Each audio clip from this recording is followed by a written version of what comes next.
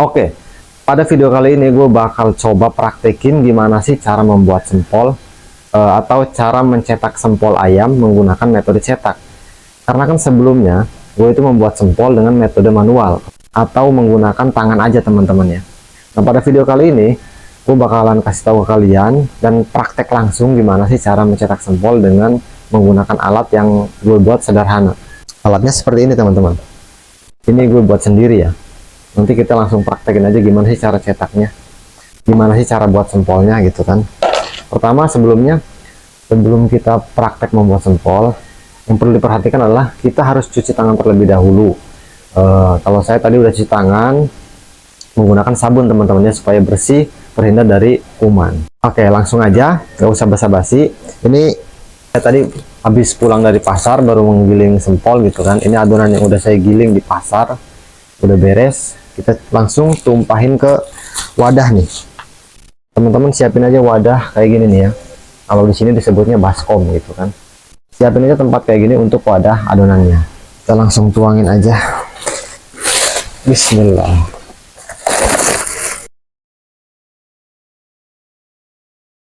Nah kalau keadaannya teman-teman tangannya kotor kayak gini nih habis mindahin adonan, kita cuci tangan dulu lagi aja ya.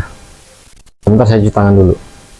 Oke, setelah adonannya ini masuk ke tempat tadi ya, langsung aja teman-teman masukin adonannya ke alat cetak yang saya tadi bilang ya. Ini tapi sebelum kita masukin ke cetakan, teman-teman perhatikan adonannya ini. Kalau misalkan adonannya menurut teman-teman masih terlalu kental, boleh teman-teman tambahin air lagi supaya hasilnya dapatnya lebih banyak. Karena kalau terlalu kental kayak gini misalnya kan, khawatirnya takutnya jadi sedikit. Ini saya coba tambahin air lagi. Ini air udah bersih ya. Jadi karena ini adonannya terlalu kental teman-teman.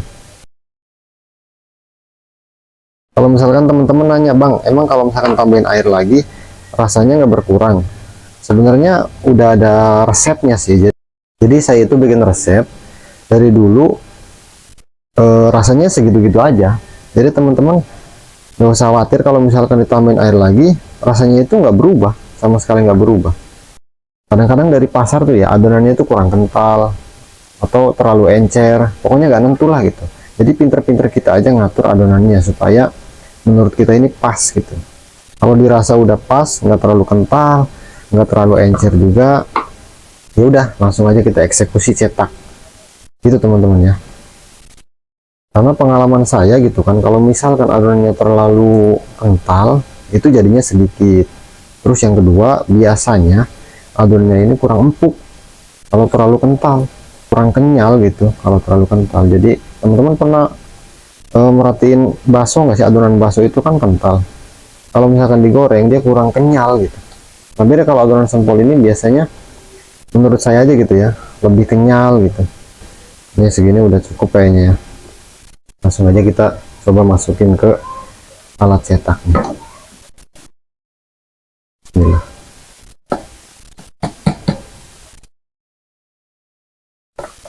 Oh iya, sebelumnya saya lupa nih, kompor belum kita nyalain. Kita nyalain dulu kompornya teman-teman.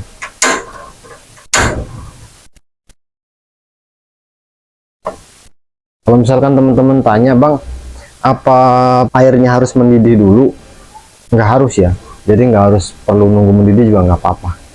Terus kalian pas ngerebus itu nggak perlu sampai airnya ngegolak-golak gitu, nggak perlu. Nah, terus teman-teman usahain air buat ngerebus sempolnya ini dikasih minyak ya. Tujuannya supaya nggak lengket. Sebenarnya sih nggak terlalu pengaruh sih, cuman menurut saya kayaknya kalau nggak pakai minyak takut lengket aja gitu. Cukupnya aja minyak, nggak usah banyak-banyak, biar nggak lengket aja.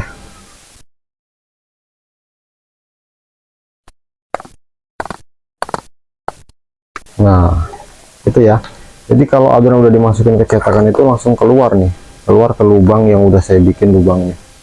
Udah ukuran apa namanya, kira-kira aja sih ukuran sempol gitu.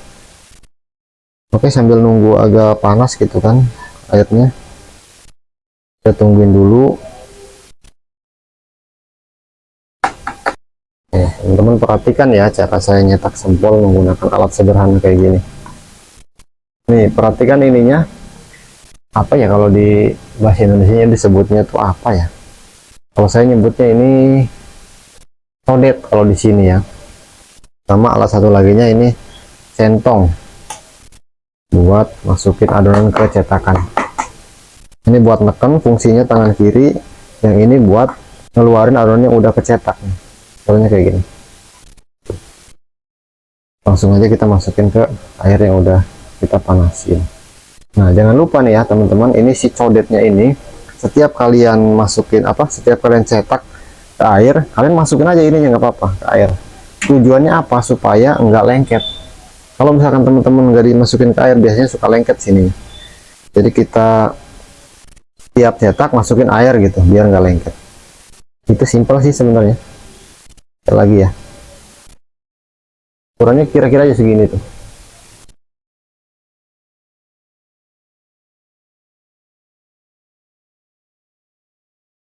Lebih mudah ya sebenarnya, lebih simpel ini daripada cara saya sebelumnya. Kalau cara saya sebelumnya itu bener-bener, kalau ada yang bilang tuh, teman saya pernah bilang, wah ini cuma tangan dewa yang bisa kayak ngelakuin nyetak sampul kayak gitu. Nah, kalau sekarang ini lebih simpel nih. Dulu tuh saya belajarnya sama Bang Ardi Panda itu yang cetak manual itu, emang susah bener. Tapi beliau ini luar biasa sih, mas, sampai sekarang gitu masih konsisten mencetak sampul dengan cara demikian. Karena menurut beliau itu dengan cara seperti itu lebih empuk gitu, sampulnya lebih bagus. Ini kita lakuin aja terus sampai selesai adonannya.